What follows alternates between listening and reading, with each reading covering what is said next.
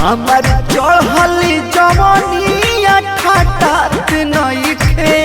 हमार चढ़ली जवानिया ठाटात नइखे। पियावा मौगा हो कि हिंजाड़ा बुझात नइखे। पियावा मौगा हो कि हिंजाड़ा एकरा छुअला पतन को सुख बुगात नइखे। एकरा छुअला पतन को सुख बुगात नइखे।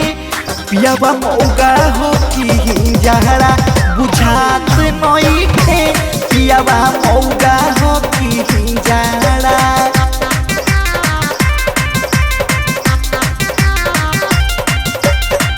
दिव्यांश स्टूडियो आरा।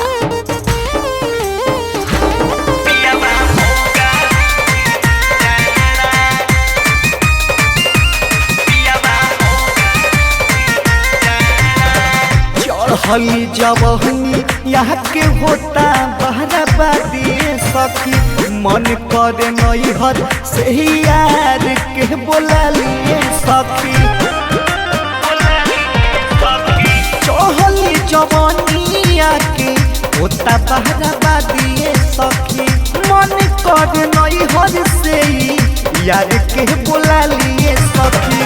तो खाना परोसल पियावा घरे कब खात नइखे। खाना परोसल पियावा घरे कब खात नइखे। पियावा मौगा हो कि हिंजाड़ा बुझात नइखे।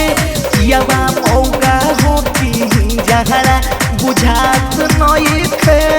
पियावा मौगा हो कि हिंजाड़ा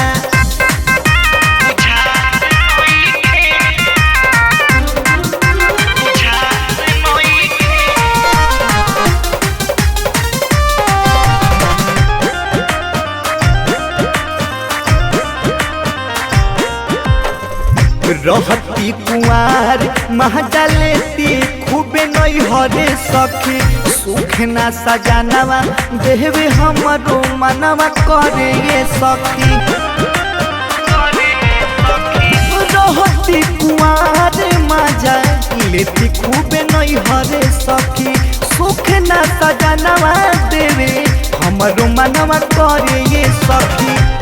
रमेश निहते से नादान से पटत नइखे। सोनुअंतु से हमारा पटत नइखे। पियावा मौगा हो कि हिंजाड़ा बुझात नइखे। पियावा मौगा हो कि हिंजाड़ा बुझात नइखे। पियावा मौगा हो कि हिंजाड़ा।